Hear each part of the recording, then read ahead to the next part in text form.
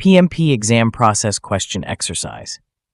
The main objective of this exercise is to test your knowledge and aptitude for the PMP exam. Today, we're going to begin with a few softball questions, and here's your softball question. You'll see the countdown.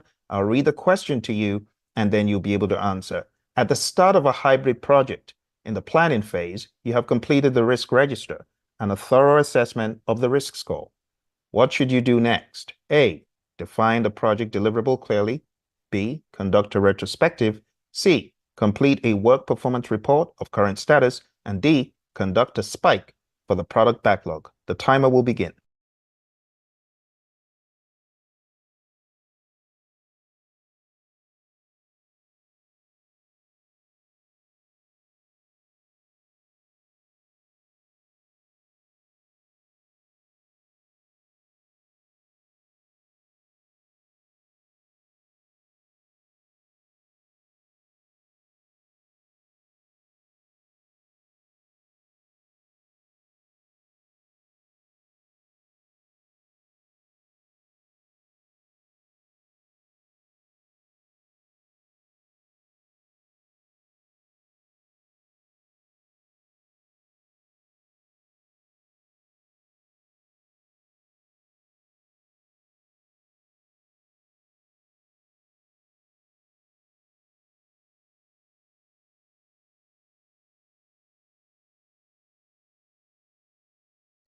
Your time is up.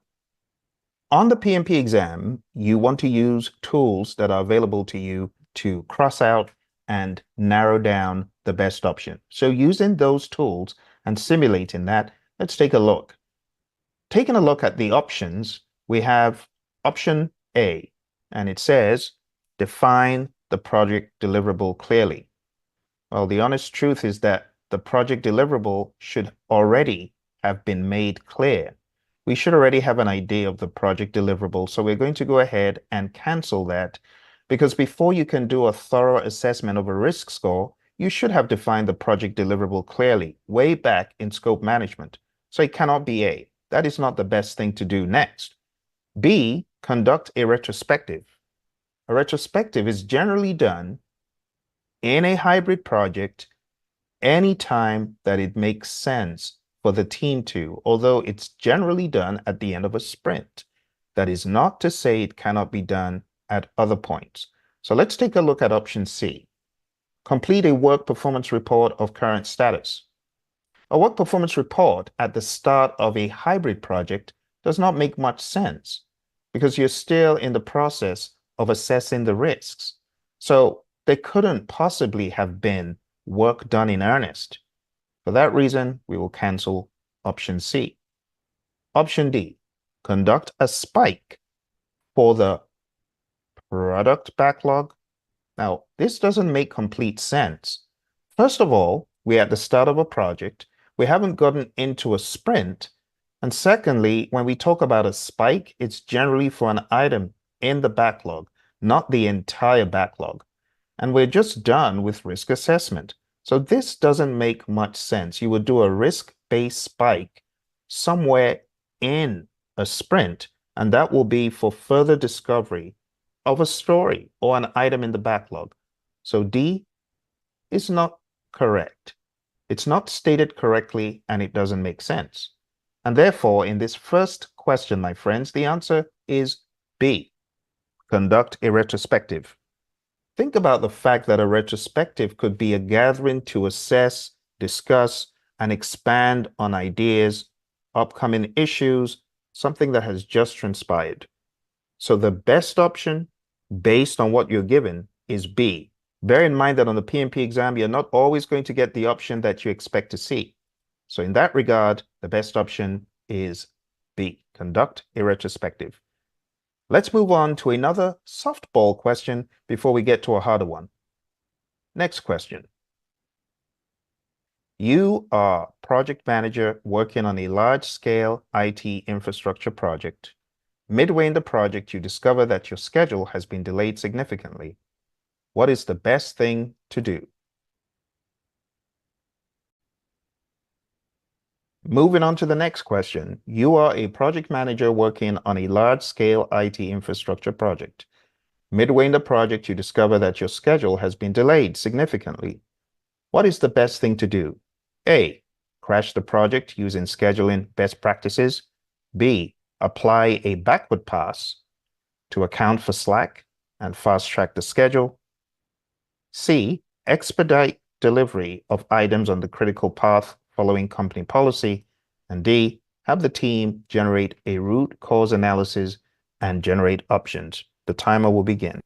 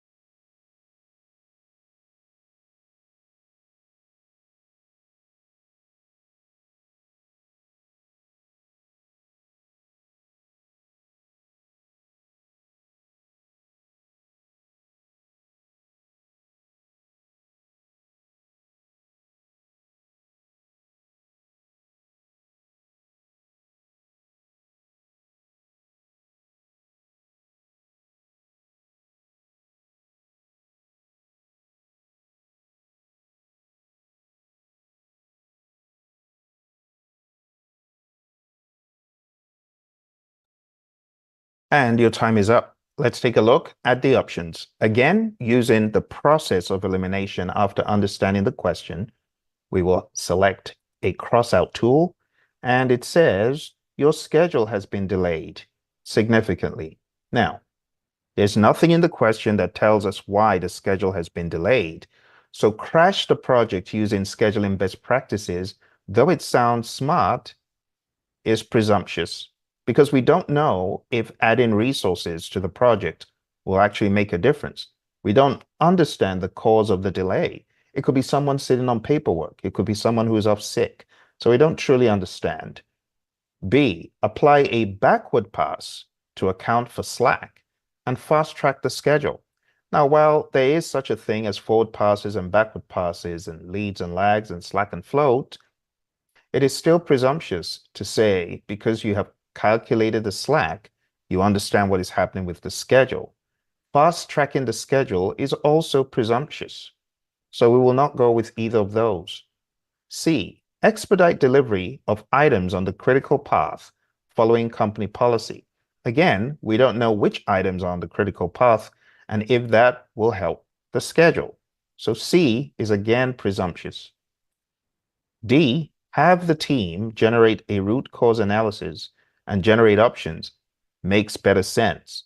Here, we're going to do a root cause analysis to find why this is happening. And then we're going to generate options. And of course, we will find which option is best. When you're faced with questions like this on the PMP exam, I want to give you a framework that you can use to better tackle questions, especially those that may seem far out. You can use the DIG-CIV approach, DIGCIV.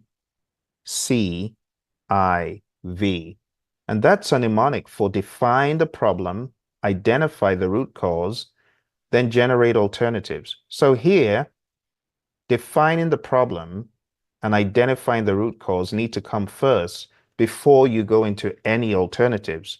And that's why the best option was D. But after you've defined a problem and identified the root cause, then you can generate alternatives and choose the best alternative. So whenever you're going through questions, keep that in mind. In the real world, after we choose the best alternative, we will implement the alternative and we will verify that that alternative has been applied sensibly and it actually works. And that needs to be your approach when you tackle questions on the PMP exam. Let's move on to another question here. In a corporation undergoing a major business transformation to introduce a new product line, a project manager discovers that the projected demand may not meet initial forecasts due to market saturation. What should the project manager do next to manage this risk effectively? A. Update the risk register to include this new information and assess the impact on the project's ROI. B. Carry out risk identification with the project team and stakeholders to identify additional secondary or cascading risks on the project. C. Perform a quantitative risk analysis based on these forecasts and compute quantitative risk analysis information to make an informed decision. D. Consult the marketing department to revise the product launch strategy and perform a SWOT analysis to review the risk management plan. The timer will now begin.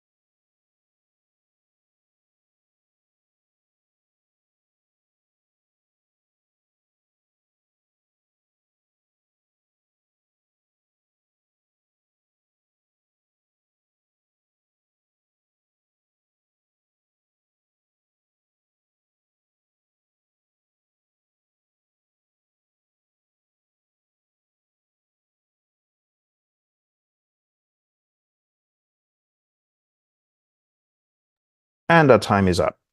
Now, let's first listen to the logic and the reasoning behind this before going into a more formal breakdown. What is the problem in this question? It reads, what should the project manager do next to manage this risk effectively? What exactly is the risk? That the projected demand may not meet initial forecasts. So again, using the process of elimination, this time we will start from the bottom.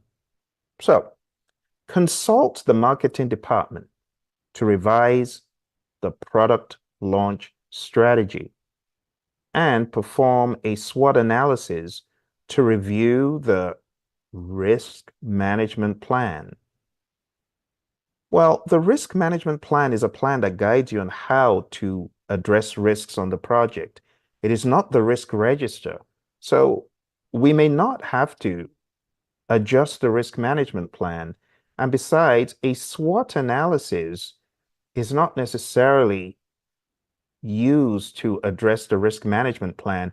It's used to identify risks in risk management. So D is not the best option. It contains incorrect information and it's presumptuous by consulting the marketing department immediately to revise the product launch strategy without any analyses. So we're going to cancel D. It is not the best option, even though it sounds smart, but it contains incorrect option and is presumptuous because we find that we may not meet initial forecasts due to market saturation. But to combat the market saturation, there needs to be some analysis to understand. So we're going to cancel D for now. Let's go to C. Perform a quantitative risk analysis based on these forecasts and compute quantitative risk analysis information. Well, first and foremost, we've found a risk. We're not going to jump straight into a quantitative risk analysis. And we're not going to immediately compute quantitative risk analysis information. Instead, it would make sense to do some qualitative risk analysis, but that will come on the heels of at least putting that in the risk register. So C is not the best option. We're going to cancel that. We're going to check out option B. Carry out risk identification with the project team and stakeholders to identify additional secondary or cascading risks on the project? Well, think about it. What is done first is identifying a risk. And that is what we need to be focused on, that risk being dealt with. So option B, carrying out a risk identification, is actually what the question is describing. because it said the PM discovers that the projected demand may not meet initial forecast. So that is actually what we're doing right now. So to say we do this all over again doesn't make sense. So we're going to cancel option B. We're going to get into A. What does it say? Update the risk register. Nothing wrong in that. To include this new information, nothing wrong in that. And assess the impact on the project's ROI. Well, it helps to know what is at stake. It helps to know how severe this risk is, juxtaposing it with the current understanding of our ROI. If it significantly impacts the ROI, then we know what to do, right? So we shouldn't be presumptuous, not meet initial forecasts due to market saturation is a wide net that we need to analyze further. So the best option that is not presumptuous and does not contain incorrect information is option A. Let's break it down further and listen to the extended breakdown. Correct answer A. Rationale. Updating the risk register to include the new information about potential demand shortfall due to market saturation is the immediate and most effective step. This allows the project manager to document the risk, assess its impact on the project's return on investment, ROI, and determine necessary adjustments in the project strategy. This action ensures that the project team is aware of and can respond to changes in the market environment proactively. Option B is a valid step, but it would typically follow the initial updating of the risk register. Option C, performing a quantitative risk analysis, is also a critical step, but it assumes that the necessary data to perform this analysis effectively is immediately available, which may not be the case. Option D, consulting the marketing department to revise the launch strategy, is important, but would generally come after the risk has been formally recognized and its potential impacts assessed. Well, there you have the extended breakdown, my friends. I hope this has been of value to you. If it has, do hit the like button and subscribe. And if you're looking for questions that test you from end to end across all of the domains, people, process, and business, go on down to pmpdoctor.com. Let's study together and let's amp up your study routine. We have short 6-question tests for each task. There are 35 tasks, 6 questions for each task, and some of the quizzes have got additional questions that will be served when you take the quiz in more than one sitting.